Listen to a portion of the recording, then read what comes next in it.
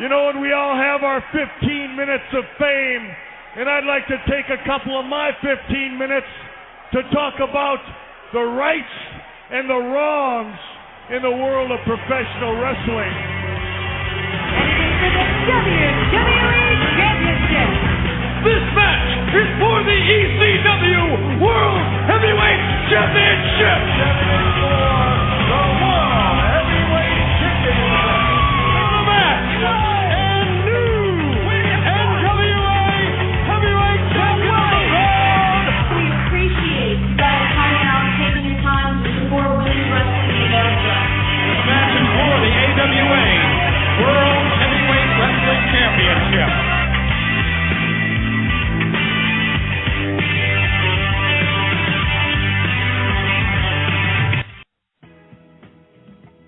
Welcome to the show, ladies and gentlemen. This is your host, Mr. Green, tuning in for another Monday night. And joining me this evening, the lovely and multi-talented, well, of course, my co-host. You know, I have to give her due. Diamond IC. Hello, hello, hello. There we go. All right. And as I was about to do a little while ago, the lovely and multi-talented April Hunter will be joining us on the show. And of course, I have to have your hate it or love it theme going on in the background there because, you know, that is the epitome of everything you are. You hate it or love it. Hate it. Well, yeah, all right. I'm trying to give you your props there now, but you know we can move on into the interview because I believe she just popped up on the line. So proper introduction for the Red Dread herself, April Hunter. Miss Hunter, you're on. I sure am. How are you doing? There we are. We're doing just fine. How are you this evening? I cannot complain. You cannot complain. Well, that's always good. Always a wonderful thing. Well, I could, but nobody want to hear it, right? Well, I guess not. You know, I mean, but April, you're the April Hunter. Well, what would you have to complain about? I mean, come on, you got fans on top of fans. You know what I mean? I've been to your website. I see you got people just drawing pictures of you. You know. I do have some pretty cool fans, no doubt about that. Yeah, I mean, I think I even saw somebody draw you in the light of Red Sonja. Something of that nature, you know, with the sword and the oh yeah, the I've fur got a few of those. You know, oh, you got a few of those, okay. Yeah, well, if you have red hair and biceps, you're going to be Red Sonja. Well, you know what? When they start casting for the next Red Sonja movie, you may need to toss your name in the hat. It's funny. I couldn't believe they were actually talking to me, and then they decided to cast Rose McGowan, and then she pulled out. And I was just like, ha-ha. So we'll see. We'll see. Well, I mean, I like Rose McGowan, but, I mean, come on. Yeah, I do too. We want to, physically speaking, the Hunter has it down, you know. Well, it's funny. I really like when action figures kind of look like action figures. I'm not a big fan of all the Hollywood magic and mirrors. I think I'm probably not in the minority with that one because look how well the Expendables did this year.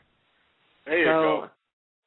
I'm guessing people are kind of thirsty for action heroes that are, really do look the part and can pull it off convincingly. That's right. So, yeah, Straight up action figures. Yeah, So right? to my co-host, no padded don't see the Expendables. Yeah. But in any case, let's jump on to the history that is April Hunter. You know, for those that are not aware, let's get with how you began into the industry, or the wrestling industry. Let me specify because you do a couple of things. The wrestling industry, how did you begin with that? I was doing some fitness modeling at the time, and I had just done a Playboy layout for one of their special issues, Hard Bodies. And it ended up, I guess, in the office of WCW, Kimberly Page was in that issue also. And they kind of basically picked me out of the magazine and had somebody get in touch with me and asked if I was interested in trying out. So I guess they got in touch with 12 different girls, and I think 7 of us accepted, I think it was 7, 6 or 7 of us accepted the work, and then it ended up coming down to myself, Medeja, Tylene, Kim Canner, and this other girl, her name's escaping me, but she's a real sweetheart, but she didn't stick around very long. So it really was. Don't feel bad kind if of you can't remember her name. Huh? I said, don't feel bad if you can't remember her name. You know, it happens. Yeah, sorry. I do too many concussions in my lifetime. My memory is kind of crap now.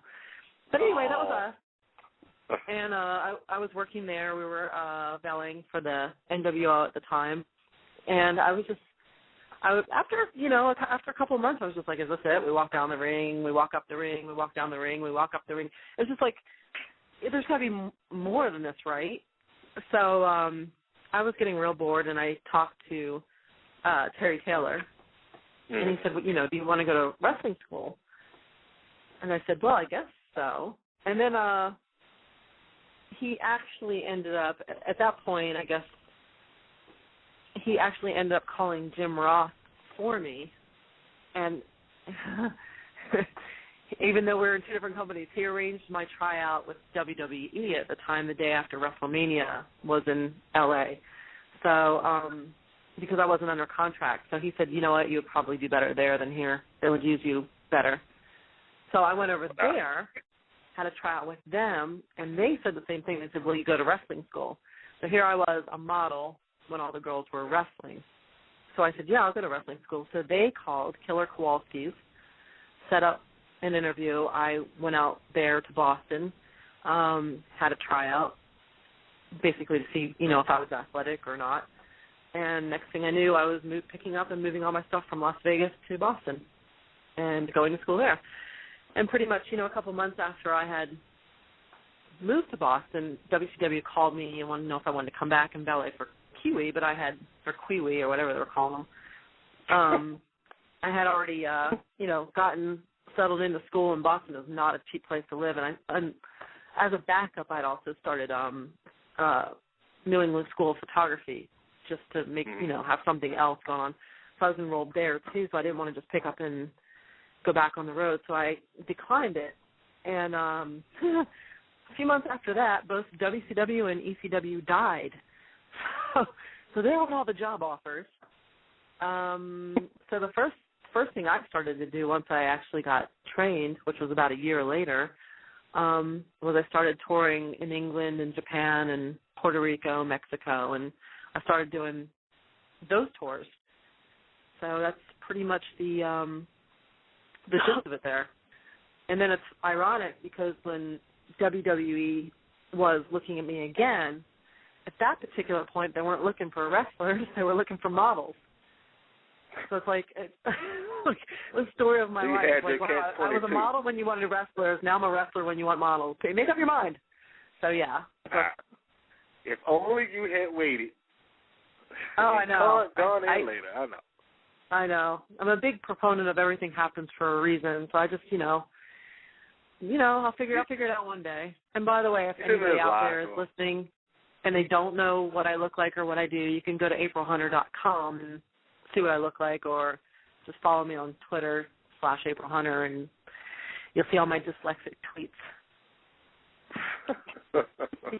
Cheap plug. You like that? We like the plugs. I try to plug as often as I can. aprilhunter.com. You can see all of her photos, get information, and if I'm not mistaken, you put this site together yourself. Aren't you the webmaster for your site? I did, yeah. I'm in the process of having it redone right now, actually. So it'll be real cool when we relaunch it. See, now that's why I say you're multi-talented, because you exist beyond the wrestling ring, beyond the photos, beyond TV. You got the multimedia and all that good stuff. I got an email the other day from a guy, and he wrote to me, I guess from Twitter or something, and he goes, is this all you can do? Just push your image? He goes, you're really hot and all. He goes, but is that all you do? I know you have a bunch of degenerates just trying to, pimp you out and stuff, but don't you think you could do more than that? And I was just like, oh, honey, you watch too much TV. It's like if you had any idea what all I do, and no, there's nobody pimping me out except for me. Sorry to ruin the misconception there. Yeah, but I stay very busy. He thinks that your site was put together by a guy, I'm assuming, who was just trying to make a buck off of It's just pushing me, yeah, exactly, no. Okay, no, let's clarify. AprilHunter.com is fully owned and operated by April Hunter. Yep. So the only person that is pushing that on there. There you go. The only person that's pushing out that image is April Hunter herself. That's right. So guys, do not worry about her being. Yeah, there you go. See, don't worry about her being pimped out or pushed or whatever. That is all her. That she makes her own decisions and choices of what goes on that site. So there you have it. I live like every day in gym clothes and my hair in a ponytail and sneakers, and I'm very much a gym rat. So when I get the opportunity to, throw on something pretty and pile on the, false eyelashes and stuff, it's a lot of fun. Something different, and I have fun with it. Mm-hmm. You enjoy those brief moments of, I shouldn't say brief, but those moments where you get to doll it up a bit. Oh, yeah, definitely. Now, for the benefit of those fans that may want to add their artwork to the list that is on the April Hunter fan page, how can they do that? Because I'm looking at they've done quite a bit of stuff. I see you as the She-Hulk. They painted you green. You got the I'm red actually Sonya doing that happening. comic. That we're in the process right now. I do a lot of comics, and She-Hulk will be coming out, and I am She-Hulk. So awesome. That'll be very cool. Yeah, it's real easy. If anyone has artwork, they can just email me. It's very simple. Or show up to one of my appearances. A lot of people do that and they bring me stuff. That's always cool. When they come in and bring you nice little gifts, and they do. I have a little animation about it. My office is covered. The walls are covered with generally fan artwork, or professional artist artwork where I've modeled for them. Mm-hmm. So I'm very fortunate in that department. All right. Now let's go back to your wrestling roots here, because yes, you haven't I guess technically wrestled with WCW and ECW because, like I said, they were closing down when you were basically prepared to go in there. But you worked up quite a bit of a resume as a wrestler, and pretty much gone across this country, and built up your name on your own without the benefit of a major promotion to handle that for you. True. True. I've definitely been all over the place. Is it? My body feels it in the morning. Yeah. Now I was going to ask: is it a rumor that you? I heard at one point you're retired. Are you semi-retired, or are you just fully done? At this point, I would call it semi-retired. Semi-retired. I was fully retired, and what happened because I got hurt, and I'm still not, 100%. I'm very, very, very selective with bookings. They're either paying me well, or they're somewhere where I just want to be and see that area. Because at this point, when I say pay me well, I'm talking about paying me well for what this business is on this level. Because there isn't a whole lot of money in independent wrestling at all. Really, there's no money in it. So, yeah, so usually I work more out of the United States than I do work in it because it seems like the pay is a bit better. But, yeah, I'm very selective about who I'm working, what I'm doing, all of that. I came back because basically, in a nutshell, the economy sucks, and if someone was willing to pay me to wrestle, then I wasn't really in a position to be choosy and say no. Mm-hmm. Okay. So that's, when everything went real bad economically, it hit, especially with modeling. Modeling was real bad. I mean, it's just been very hit or miss. So that's why I decided to put So I've got one foot in modeling, one foot in fitness, one foot in wrestling. I would have thought modeling would have endured, you know what I mean? Because regardless to in my eyes anyway, regardless to the economics, there's always people that's looking at models. Now, I don't know what the market is with models right now. Is it just being flooded with too many girls, and I guess it's making it difficult for people that's actually in it? Too many options it's the for same photographers thing as type deal? Well, yeah, and the photographers don't have any money, so they're not paying anyone to travel, or paying, what they're paying for photo shoots is less. So it's just, it's no different than what happened with the strippers and what happened with the wrestlers. It's the same thing, Back in the day, strippers got paid to work. They got paid per set or per hour. Then all of a sudden, somebody got this brilliant idea of introducing stage fees, and now strippers are independent contractors, and they have to pay each night to work the stage. They pay, $80, $100, $200, whatever it is, and 25% of every table dance or lap dance they have to pay out to the house. So you have, and then the club owners figured why put on eight beautiful girls when we could put on 50 girls? It doesn't matter what they look like because these guys are drinking. We'll just put them all on. Put on 50 girls, and we'll get stage fees from 50 different girls. Well, now the 8 beautiful girls that work there all of a sudden find themselves competing with 4s and 5s on a ranking system of 10 who don't look very good, but they're willing to do a whole lot more for that money. You know what I'm saying? So that is what basically the entire world is an analogy to a strip club. Well, whether it's wrestling, whether it's politics, whether it's modeling, it doesn't matter. You can use that analogy for anything right now. So I have now been educated tonight. And the same exact thing happened with indie wrestling too.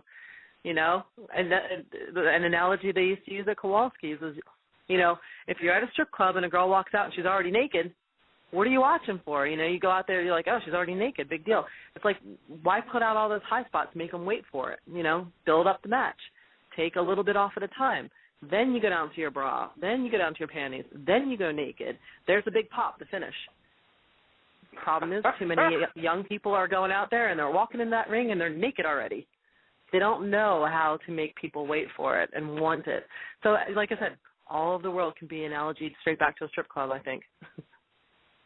Wow. You have literally made me speechless right now because that was not the analogy that I was anticipating or prepared for. No, it's cool. Don't give me it is cool. I just want to make it clear that I have been educated tonight. So, folks out there that, want to know something about it, you have heard the words of wisdom from April Hunter. The world can be related. Just words they can relate to, right? Club. There you go. Well, at least the guys can. The guys will get that. Icy, did you follow that one, honey? I was following it very, very well. I'm there. You followed it? The world strip club. I've learned something. I did too. She put me out for. I had to sit down for a second to really digest that one. You know what I mean? That is all good. Okay. So it's you asked the question, I gave you the answer. There you go. Huh? And I think that was very entertaining and educational. And I think this is a good spot for a quick plug for AprilHunter.com. If you are wondering who it is that's feeding me these words of wisdom right now, you can see her right now, because I know if you're listening, you're on the computer, go to AprilHunter.com, and you will see her in her full glory. If you want to follow her on Twitter, I'm going to ask you to give your Twitter again because I can't remember it. Sorry. But please, April. It's Twitter.com/AprilHunter. And starting on Wednesday the 13th, we're doing a happy countdown to Halloween picture parade. So it'll be fun. So for all my followers. So if they sign up and follow me, they're going to get a treat starting on Wednesday. Okay. You were going to do I just love Halloween. cosplay. So any excuse to do anything cool for Halloween, I'm all about it. You gonna I think do it's the a fun dressing holiday. up? Huh? Yeah. So you gonna do the dressing up and everything? It's just cool. I mean, I just love the decorations, the lights, the whole thing is just fun. And then there's candy. You can't go wrong. That is correct. Now, let's talk about some of the bigger promotions that you've had the opportunity to work within the confines of the United States. We know, I can see right now, you were on several episodes of Nitro, as you said earlier, but you basically were just kind of, I guess, escorting or walking up and down the ramp. You was getting paid pretty good money to do that. But as a wrestler, for some of the independents that you actually enjoyed working, is there any that you like to put out there, like, oh, this was a good company, I had some great matches in here, I had, got to work with some good people in this place. Is there any that come to mind? I'm never really particularly choosy. If a federation is professional and they pay me, I really don't have any favorites. I mean, at this point, I've worked for everyone from Ring of Honor and TNA to Jersey All Pro and WSU. I'm trying to think of, I don't know who all follows what, but I've kind of pretty much been there and done that for, I guess, any of the federations in the United States that have any kind of following to them. I've at least made at least one appearance or more.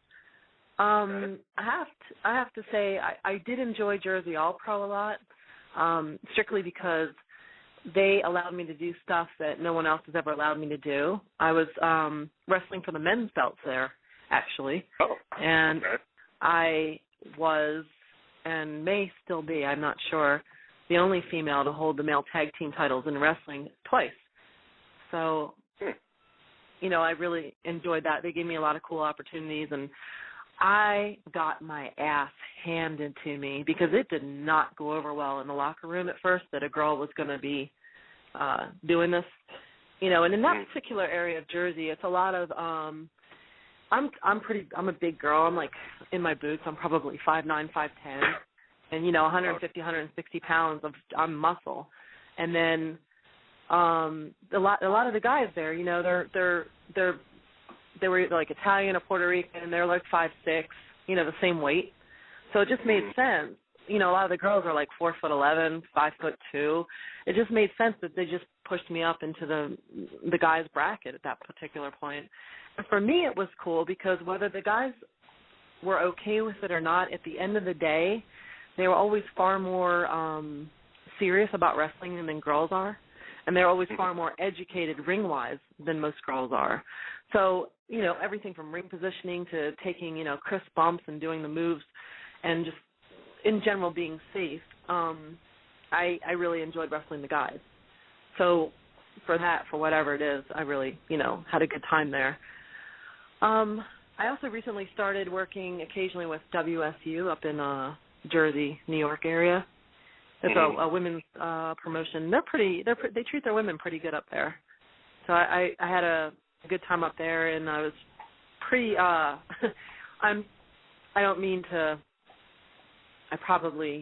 This will be misconstrued somewhere or another. I don't mean to sound so shocked, but oh God, how do you put this politely? You're trying to be politically correct. There you go. Yeah, I'm not good at that. That's not me. Treatment of women in the wrestling business has always been really subpar.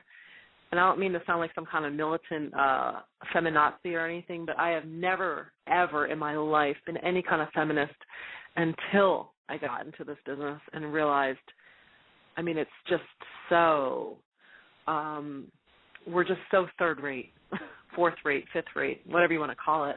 We're an afterthought. Literally, I've been to promotions where they've made me very aware of the fact that women's matches replaced midget matches, and they don't let you forget it. You know what I mean?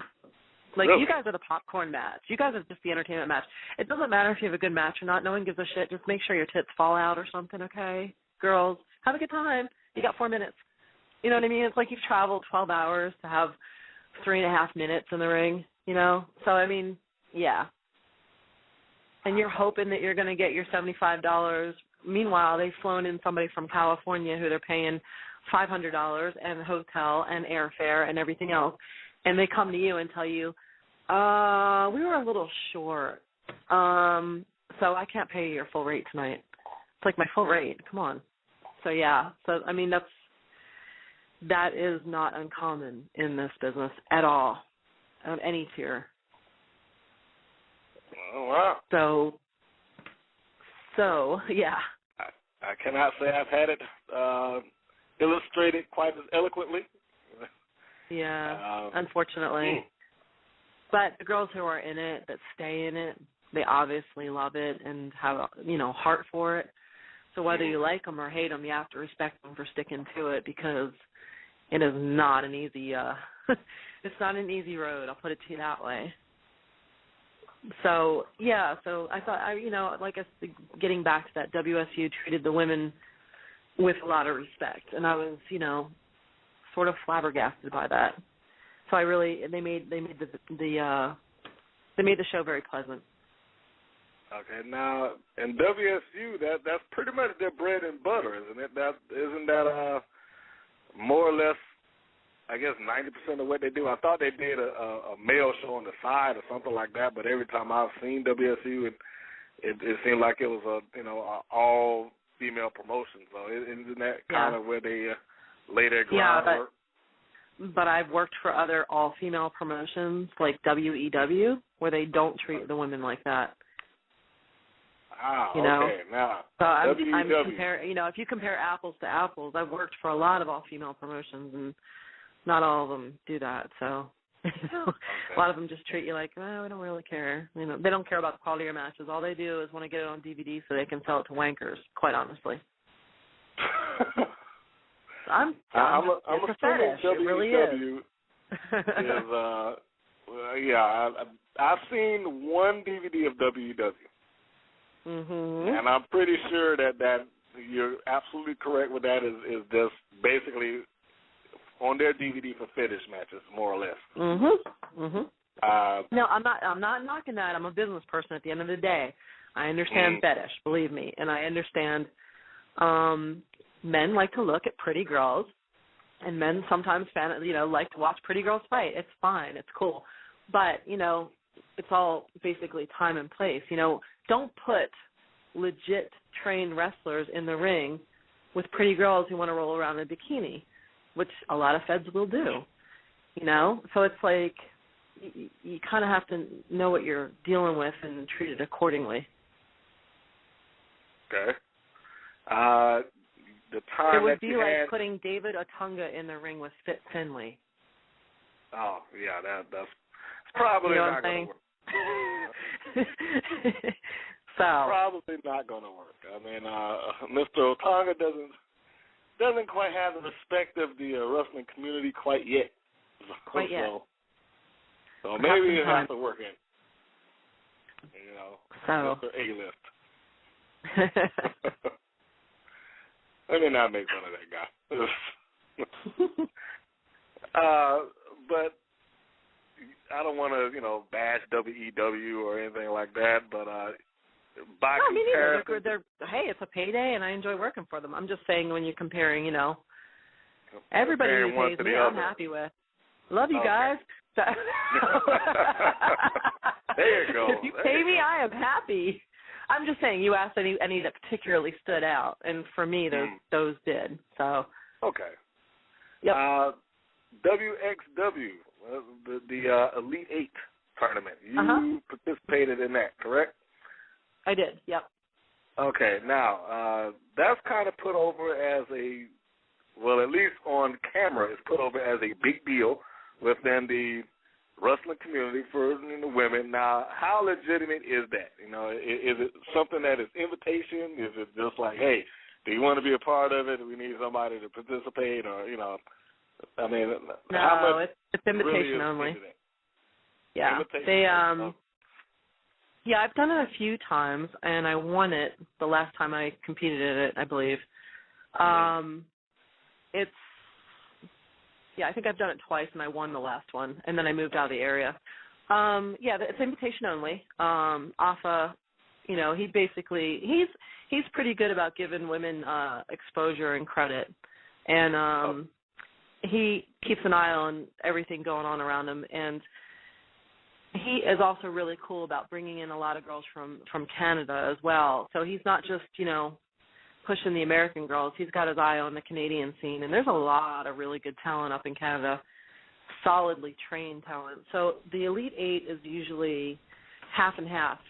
It's usually 4 girls from the States and 4 girls from Canada that are considered, basically to be watched, to be kept an eye on. These girls might end up somewhere. So, yeah, I remember who was in mine. Beth Phoenix. She and I were at the finals. There was, I think I want to say Dark Angel. Sarah Stock was one of my eliminations early on. And, oh, God, I'm trying to think who else. I can't even remember first round. I remember I had bronchitis. I was so sick that night. I was having a match, go outside, throw up, have a match because I couldn't breathe, have a match, throw up. It came down to Beth and I in the final round, and I had been sick, and my music was playing, and I remember grabbing a water bottle and rinsing my mouth out, and we just went in the ring and called it in the ring. It was just like, rinse mouth, pop gum, go. And everything was just, we had nothing. We called it in the ring, and it was Tracy Brooks. Tracy Brooks was one of my earlier, so it was, I think it was Angel Williams, Tracy Brooks, Beth Phoenix, Sarah Stock from Canada, and who was in there from the States? I can't remember, but it was pretty much everybody in there went somewhere or did something. So Pop's office got an eye for it for sure. Okay. Yeah. So yes, it's invitation only. It's just like he tried to model it off of the Super 8, Jim Kettner's ECWA Super 8. Mm-hmm. So it is legit.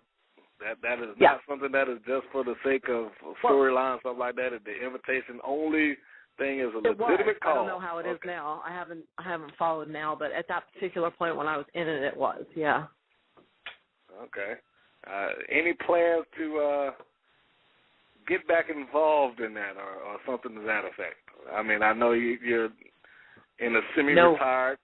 No. Okay. No, I already paid those dues. I drove up and down those highways already. I live in the Midwest right now, or the South, rather, South Midwest, and I live far from that. So, I mean, I'll travel anywhere if someone brings me in, but I'm not doing I-95 back and forth again anytime ever. No. Anytime ever, okay. Yeah, so that part of my life is done, and I totally enjoyed it, and it was great, and it made me who I am now, but I'm not going back to that.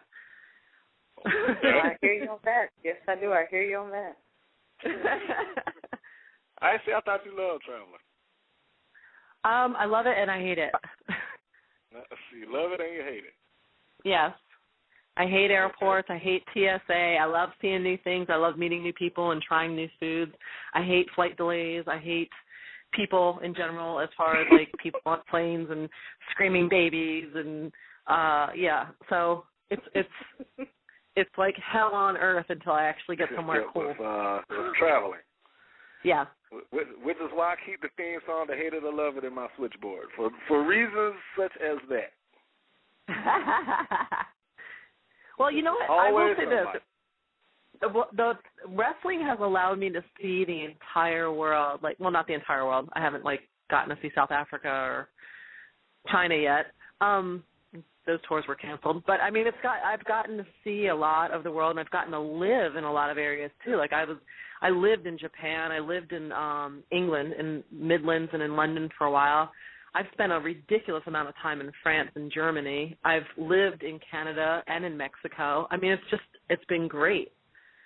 I mean, I have really gotten to learn a lot about other countries and cultures and everything. So I'll always be extremely grateful to that. I'm actually headed back to France next month in a month from now for the AWR tour. Okay. This is a wrestling tour, AWR? Yeah. Yep. It's Booker T, Scott Steiner, Nasawa, Charlie Haas and Shelton Benjamin. God, who else? It's basically all just they pick just all names and go on tour and take the tour all over Europe, and it's brilliant and it's horrific at the same time. Because we're on a tour you have to explain that. Oh please. Yeah, Sandman. Oh God, I can't forget Sandman's on this one. That should suck. Oh. Anyway, love you. Yeah, he's a handful. So yeah, it's like horrific because we're in a different town, a different city every night. You get up so early, you're on the bus all day long, you get to the venue, you do your match, you don't get out till after midnight. You know, you're in your hotel, you barely get any sleep, you're back up again, you're on the road again. It's like there is no home base. You're literally living on a bus in a suitcase. So it's extremely difficult, but it's, you get to see Europe. And the European fans are freakishly cool about wrestling. They're awesome. Like really? There's none of that. No, you do not. You don't have those big rooms with like 50 people. That does not happen in Europe. You know, you'll have big rooms with 5,000 people at independent shows over there. It's crazy. So either the promoters are just a whole lot better about promoting there, or the fans just are not burnt out on wrestling yet, or something. I don't know, but it's really good. Well, my own theory here for the U.S. is that McMahon has succeeded in programming the American audience that if it's not WWE, it's not wrestling. I think he's reprogrammed the audience to, well, I can't even say wrestling because he didn't even use the term wrestling in his show, but. Yeah, perhaps. You might be definitely onto something with that one. My theory was that once they came out and said that wrestling wasn't real, people felt stupid about being wrestling fans, so they switched over to MMA, which everyone thinks is real. Randy Couture, all those good guys, breaking arms. Yeah, else. Like, why feel stupid about being a wrestling fan when you could feel pretty good about being an MMA fan? Oh, speaking of cheap plug, I'm working the MMA event at the Taj in Atlantic City in 2 weeks, 21st through 24th. It's myself, Christy Hemme, JD Maverick, Kevin Nash, Kurt Angle, Jackie Hart. Oh, okay. Let's see. Anyway, yeah, there you go. It's a whole bunch of wrestlers. Cool. Any particular thing that you're doing? I mean, are you working matches, or y'all just like doing appearance? We are doing an appearance for I think 8th or 9th annual MMA and fitness convention, and it's also going to have a bodybuilding and figure show attached to that. So we're brought in as guests basically for this, since we all cross over and do both fitness and wrestling. Oh, awesome. Okay. Well, plug it again. Is there a website that they can find that information on? They can probably just look up the Trump Taj Mahal in Atlantic City, New Jersey, and look up events, and it'll be right there. Okay. So it's the weekend of the 21st through 24th of October. Well, you'll be a very busy woman throughout this month, I'm sure. Yeah. One thing we haven't touched on is your time in TNA. Before there was actual knockouts, before the term knockouts was used in that company, you were there. Yep. I was actually their first female wrestler ever. They never had a female in the ring before myself. Yep. Okay. That was when they were in Nashville. You were at the Asylum. Yes, I was. How was the experience of working with TNA? It felt just like WCW, but without the paycheck. Without the money. Just like WCW without the money. Yeah. Well, let's specify here. Were they just being short on paydays, or they just obviously, they just didn't have the money. Oh yeah, and they were short on paydays. They wanted a lot of people to work for free and trans themselves there. But it was it was a very laid back locker room. It was also fairly, unorganized and. Wow, really? Yeah. I use the term too many cooks in the kitchen, and I think that's still going on with them now. Yeah, what was the saying? Too many cooks in the kitchen spoil the broth? Yeah. Spoil the soup, yeah. So that's what I see happening there, because it just doesn't seem, I don't know what they're thinking sometimes. But the locker room's very laid back. It's pleasant. There's no stress. But then again, I don't know if you really want that kind of environment for a live show. Wouldn't you rather have stress and trying to do your best and stuff? I don't know. Yes, that's your line. Interesting question. Good question. That's I guess it depends. Yeah. Right. I mean, I would certainly imagine you would want to get it done and get the best product that you can possibly can get. Of course, at this point, they're no longer live, so I don't know if that really works for them anymore. So, Right. But you also had the opportunity to go down there and work for them a year ago. Was that a year ago? At the, Knockout yeah, Eve? a little less than, yeah. A little less than a year ago. Now, how was your return to TNA? Well, that was fine. It was fine. I just wish more people had had a chance to see it. It was a New Year's Eve knockout special, and I actually thought it was a pretty neat show. And unfortunately, I didn't think it was a real smart business decision, I guess, to bring everybody in and then just spend that money for the second busiest night out in American history, basically. I mean, we have two party nights in the entire year, right? The night before Thanksgiving and New Year's Eve. Those are the two nights you really don't want to put anything on television because no one's going to be watching it. I understand there's DVR, but still. I mean, so that was whatever, right? You didn't necessarily agree with the idea of them putting that on. I thought it was really cool that they did that. I was hoping, that they would do maybe a straight-up women's program after that, since they have repeatedly said their knockouts do the best numbers. And, I was hoping it would go into something a bit more regular. But blame Hogan and Bischoff for that. But that's the problem. Literally 10 days after I was there, and I was there, and a couple other new girls were there. Because I was down there also, Amber O'Neal, she had a really good match with a girl who was not that good, and the girl botched the finish, and they removed her match from television, and it was a shame because Amber was great in it, and she didn't even get the television exposure, and we were just like, well, maybe something will come of it, and the next thing, literally 10 days later, Hogan and Bischoff came in, and they're like, women should be, tits and ass, basically. So I was like, oh, God, Okay, so now you can verify my theory there. So I'm not going to say that this is absolute fact, but in your opinion, since you were there, following Hogan and Bischoff entering TNA, that the whole atmosphere of how TNA treated the women's division just completely changed. Yeah, well, you watched it, so you can see it for yourself.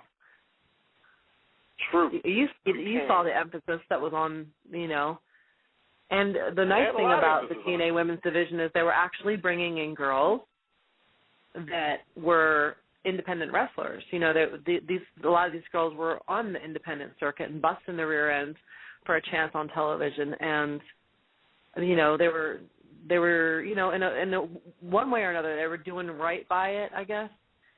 And then that all pretty much stopped. And then they only put on the prettiest and the chestiest. Wow. Well, Yeah. Well, the first casualty gone was ODB. She was different. She was over, though. She was over. People liked her. Sure, she didn't look typical. And look at Kong. She was the next one to go. Because a lot of the guys there, they don't get it. They think if they themselves personally do not want to bang these chicks, that nobody could possibly see anything in them. Mm-hmm. It's a shame. It is. I must agree. I think the Knockouts division has turned into basically the beautiful people show. No offense to them, but, Yeah. Yeah, and I mean, that's what it is. And no offense to them meant by me either, because, a lot of them, they're my friends, but it's tough. Nikki Rock, she's another one. She's great. She is a great wrestler. She's one of the best girls I've ever been in the ring with. Gone. And you know what they told her? We don't like your look. We don't like the way you look. Oh, they actually did say that. They actually said like that. I said, you have I said, you could, sue over that. She shaved her head for them. And then they let her go. So, yeah. And then said she didn't like the way she looked. Yeah, they're, wow. Yeah, so. Losing respect for TNA. Yeah. Losing a little bit of respect and I'll tell you for what, TNA. the shame of it is, the highest paid girl at that time was Kong, and she was getting $400. That's it. What? Yeah. And she was the highest paid of all of us. Stop. Of all of them. Yeah. So most of the girls were getting maybe $200-$300. That's it. So they were getting the highest ratings and the lowest paychecks. Are we talking That's why about Gail left? Tour? Are we talking about the TV tapings, or are we talking about just overall? Both. Yeah, both. Oh. That sucks. Yeah, in wrestling, you don't get your expenses covered. You have to pay for your own hotel, your rental car, your, everything on the road. So, the average hotel room is going to run you about $100 a night. Rental car is going to be for a couple of days, at least $50, $20-$25 a day. Mm-hmm. And then if you're making $300 right there for 2-day rental car and 2-day hotel, you're looking at $250. So unless you share with somebody, but you're still looking at half your paycheck right there. That's before you eat or go to the gym.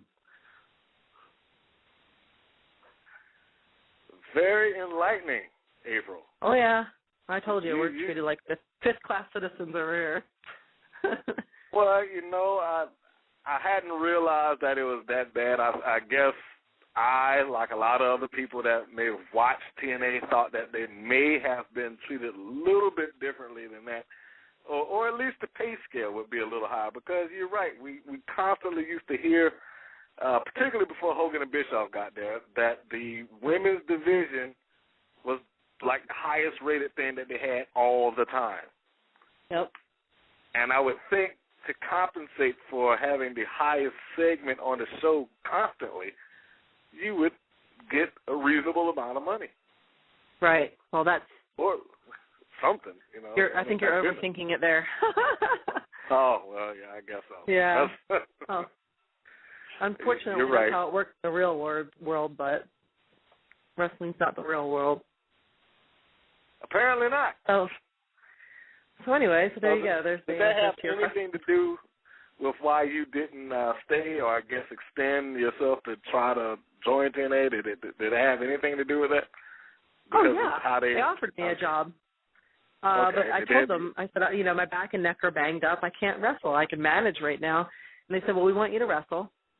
Mm-hmm. The pay was, again, insultingly small. And they said that I needed to get a medical note from my own doctor to show that I'm medically cleared to work for them. I was like, I don't even have a doctor. Seriously. I was like, well, thanks for the offer and everything, but I think I'm going to have to say no on that one. It's not worth getting crippled over. No, it's not. No amount of money is, but especially, a couple $100. Well, that's unfortunate that they have kind of devolved into that. I mean, again, I thought it was done better, but it is what it is, I imagine. Yeah. You could have been a good man. The guys, too, a lot of the young guys, like the X Division guys, they get $200. That's it. Still, they're on Spike TV. I would think they get some kind of, extra cash, or maybe they're saving that for the people in, I guess, the higher up guys, because I'm sure Kurt Angle not getting that. No. They gotta be paying him something. It's very much a have and have not situation back there. The ones who have come from WWE, they're getting all the money. They get the big paychecks, and then the other ones, like the TNA Originals and all the X Division and the girls, the ones that actually people want to watch, they get nothing. Or nearly nothing. Yeah. That's sad. Yeah. That's terrible. I mean, my God. Yeah. I've been on this campaign to try to get somebody out of TNA management to talk to me on this show. I really need to get them on here now. I gotta hear probably, this but I don't know how much they're going to tell you. They're probably not going to tell me anything. I mean, but let's just put it out there. They claim as a company that they're the company for the people. Dixie Carter claims that she is for the people. So following that claim, come on here and answer the question. I would be willing to let anybody just send in their email to that lady, and I will read it to her for her to answer one by one, if she would be willing to come on the show, which probably won't happen, but I'll just put it out there. I mean, now that I hear these stories from, the TNA locker room and the TNA management, which is, really disappointing, actually. Yeah, well, ever since I decided that I really wasn't going to go back to a lot of things in wrestling, like if something cool comes my way, like, the Tour of France and stuff like that, I'll take it, but I don't really care as much. It's not a priority anymore, so ever since then I've been more liberal with being honest about how wrestling has really been. And people, it's amazing to me how shocked they are because they honestly don't know. They really think it's something else. I've come to the conclusion that perception's reality. If something's on television and it looks shiny, people assume that you have money and you're making money. And it's really kind of extra insulting to realize how little we do make when the average perception out there is that we're rolling in dough. It's like, gosh, it's almost like being a little bit famous without the money to protect yourself, I guess. Well, yeah, you got a very good point there. I think that because you're on and I say they're on a major network because you appeared on there also. Spike TV is supposed to be, well, it's not supposed to be. It is a major network. It is one of the, I guess, the top 20 at least. And you would think nationwide exposure, nationwide avenue rates, monthly pay-per-view buys, and I don't know how well their pay-per-view buy rates are doing because some of them are really bad. But you think they would get something out of it, or at least something out of the merchandise, or anything that would offset a couple of hundred here, a couple of hundred there, because the truth of the matter is you could probably work at McDonald's and clear that. Yeah, but you have to work a lot more hours. You have to work a lot more hours. That's true. It's not like you go down. You do two shows every other week, and as long as you live super cheap, you might be able to make it. Maybe. I was reading a story about Madison Rain. She had the women's title, and she was still working at Sunglasses Hut. And somebody walked up to her and goes, "Hey, aren't you the TNA women's title or champion?" She said she was so embarrassed. No. But, she didn't have enough money to quit her day job, yeah. Come on. That can't be right. No lie. Google that it. That cannot be right. It's not right. Damn. But unfortunately, that's straight from her. Oh, wow. Madison, I'm so sorry, honey. If you're listening, I'm sorry to hear that. You know, no offense or nothing like that. I don't mean that in no funny way. I'm just saying. Yeah, that's tough. You know, April, you blowing my mind right now. You know, I just got to tell you that. I don't know if that's good or not, but okay. It's good for me. No, that's not a bad thing. I'm just saying, you know, I wasn't expecting this out of you. I wasn't expecting this conversation, but I mean, it is. It's a whole different world. It's a whole different picture that you're painting out of the industry as a whole. So. Yeah, you know, it's a different. It's different in so many ways. It's a different mentality. It's a different set of rules, and you know, we're just really unique, strange gluttons for punishment, I guess. So, but like I said, you know, it allows you to see the world, and you do learn a lot. So it's not all bad. It's just, unfortunately, there are too many times that the pay has just really sucked. But other than that, the pay sucks, the injuries suck, and the hours on the road are long. But it is an interesting job. It's always good for a dinner conversation. Clearly have your destiny in your hands, so to speak. Not so much, but I'm trying to figure out my way. Yeah. I'm trying to. AprilHunter.com, free plug again. You know, you got that. You know, your own website. And I understand that you do photography as well. I do, yep. It's more a hobby. I do it on the side. But I do that. I do picture and video editing on the side as well, and I managed to keep pretty busy. That's my line of work there. Video editing. Is it? There you go. Yeah, that's right. Okay. You know, that's some good stuff. It's tedious. You spend endless hours on your butt in front of a computer also then, huh? Yes, I do. In fact, when I get off of this, I'll be finishing my DVD over here. So that's funny. That's what I'm about to do. I work until like 4 in the morning. I do this every night. Well, there you go. So I'm glad somebody understands. Oh, yeah. I'm glad you understand. You know, so Adobe Encore, here I come in a little while. A free plug for Adobe products. I love it. Yeah, they rock.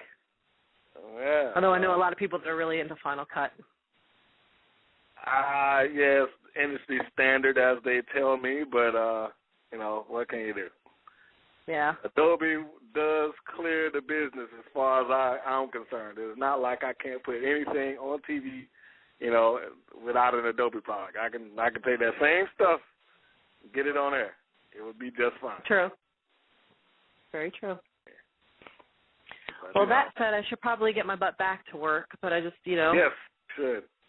Because it's now down to the last 2 minutes of the live stream, and we are coming into the close of everything, and I appreciate you getting on the air with us to discuss and enlighten.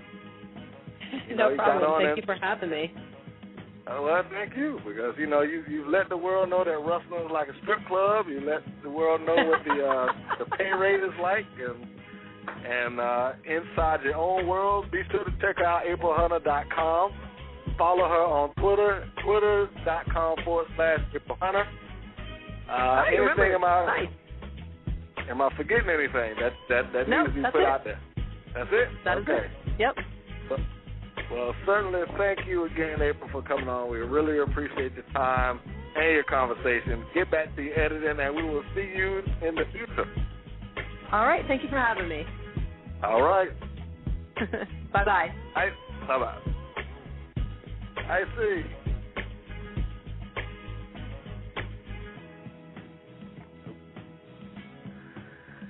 Well, folks, this is the wrap-up of the show. April Hunter's been a great guest coming on here tonight, and if you didn't catch all of that, be sure you go into the archives at Blog Talk on our show page. Hit the follow button, hit the heart, get it on iTunes, your iPad, iPhone, iPod, what have you, and it will give you all of the archives for every show that we had. There's a lot of people that's been on here, Melanie Cruz, Shirley Martinez, Sarah Del Rey is scheduled to be on here next week, so if you thought April Hunter was enlightening with everything that she was talking about going on in TNA and whatnot, I'm sure Sarah Del Rey will be equally as entertaining and equally as enlightening. So you make sure you come back, check that out next Monday night, 11 p.m. Eastern Standard Time, and we will be back on the air all over again. Thank you for tuning in. Make sure that you check out the webpage, fanboystv.com.